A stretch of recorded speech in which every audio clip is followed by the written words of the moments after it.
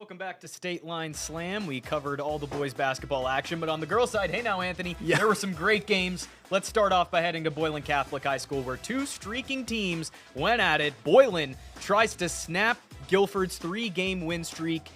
Freeport actually ended Boylan's 5-game win streak on Tuesday, so you look at the pretzels there. Bailey Westland gets the hoop and harm. It's an and one. 24-15 Boylan in the third quarter.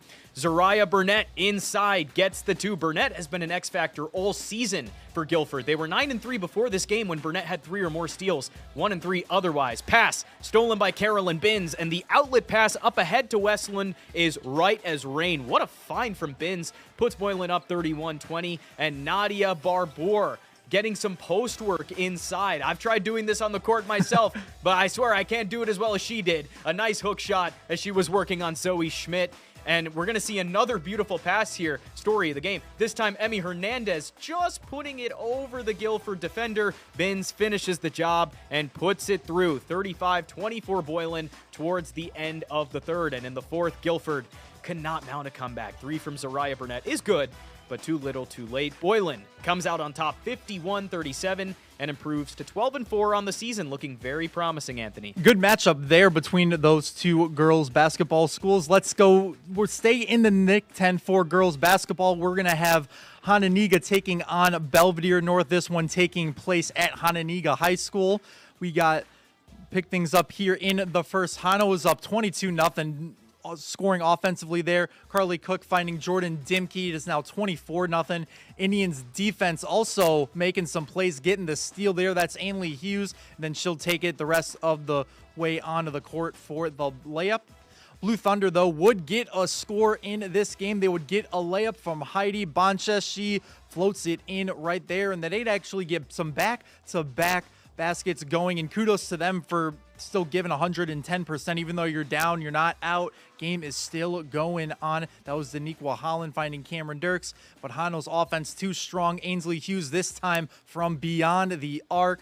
Now we go into the third. Hano having a 3-point party. Dimke again drains it. 46-7 at this point. The final would be Hononegah would take this one 61-7. Well, Anthony, we talked about taking a lesson in every game. What lessons can be taken away from a 61-7 game? But the Winnebago marching band out in full force, ready for this game to begin between Marengo and Winnebago. It's the Indians versus the Indians here. Izzy Nelson with the steal, and this is where the absolute 3-point barrage started from both sides. We'll see what I mean in a second. Alyssa Zambrovitz nails the tray ball, and Winnebago starts the game up 5-0. And look at the ball movement here from Winnebago. Just look at this. Around the horn they go, and back to the top of the key. Avery Brule nails the 3. 8-2 Winnebago. But now we get points from beyond the arc on the other side. Maya Ruffton puts it through, and now you're picking up what I'm putting down. The story of this game so far is the 3-point efficiency on both sides, and Maya is on fire. How about another 3 this time, banking it in. 14-10, Winnebago still up. We'll give you one more tray for good measure. Why not? Grace Coral puts it up off the feed, and it is pure. Winnebago would end up winning this game 51-37, and this brings their record up to 14-2. Very impressive stuff from the Lady Indians, Anthony.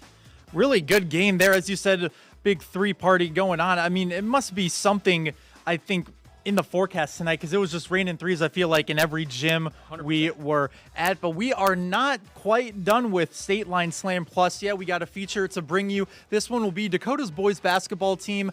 They are a dozen games into their season, and players and coaches, they've achieved at least 2 milestones already just in those dozen games. And I talked with some of the team on what is behind this success so early on in the season and how they have their focus on making some Dakota hoops history. It's exciting to see that we're having so much success, especially early on. It is an exciting time to be a fan of Dakota Indians basketball. The team's won 11 of its first 12 games and are on a 4-game win streak.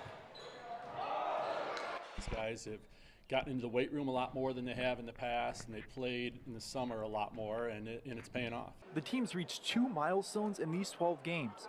Head coach Mike Bartle earned his 250th career win in December, and senior Austin Stuckey netted his 1,000th career point Thursday night. This season, Dakota has their eyes set on another milestone. their first sectional title since 1992-93, a year they also qualified for state. Been pretty good my whole career, but last 2 years have been the most exciting for me.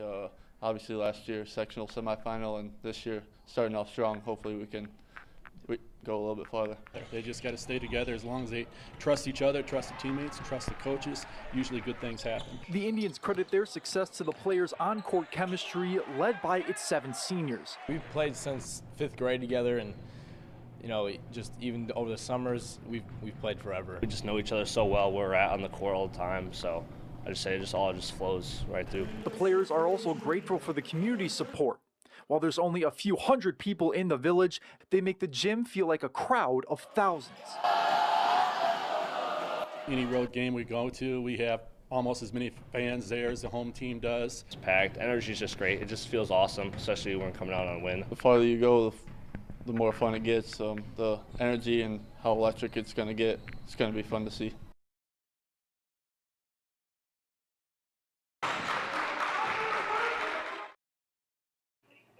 Really interesting stuff there just to talk from the players and coaches, and it's really cool just from a small village like Dakota, just how much the community rallies around a team like that. They've been on the rise, and as we saw in the story, really want to try and get further into the postseason and try and return to state. Well, 100%, and it's all about belief in your team, right? And it seems like this team has a lot of good chemistry going around it, so it's going to be interesting to see how they do going forward. Yeah, and if you ever get a chance to go to their gym, it is obviously a smaller high school gym, but I was talking with them, just the fan base is so passionate there. It makes it seem like they are playing at Madison Square Garden. Just the atmosphere is so electric, and as Coach was saying, just the fans travel well wherever they are at. If they do make it to stay, they're going to be traveling there. But what are your takeaways from your first week here at Stateline Slam, kind of on what you saw from both the girls teams and the boys teams? Well, this is high school basketball, is it not? How could you not be romantic about high school basketball? It's great, when you look at the different teams that are playing. We just saw a 61-7 ball game, but then you go to another game like we saw in Winnebago and Byron, and you have 2 standout performances from Casey Newton and Mouse Smith. So I think either way you go, there's always going to be something to look forward to. The action is ramping up, and this is only week 1, so yeah, it is only the first week. I guess we're saying like week 1 like it's football, but I guess our first week of this show. I don't know if we have any score bugs to show you, but a lot of good games, and I know some teams and schools we couldn't get to, but we'll definitely try and get to them later on because there's just a lot of schools here. I mean, throughout our state line, we cover 5 counties and trying to get to all of them. But thank you so much for watching. Can't believe it's over. I guess the first edition here. Yeah, but a lot of talent on the court just from both sides. Really just feel like it's pretty fun to cover from our side, just seeing how these teams are just meshing so well together and some of the young talent that we have too. And it's only going to get more fun as we keep going throughout the season. So stay tuned. Stay tuned for more Stateline Slam coming in the future. And we'll wrap it up here. Alrighty, thank you so much. I'm Anthony Ferretti. I'm Shrikar Agender. Thank you so much for watching.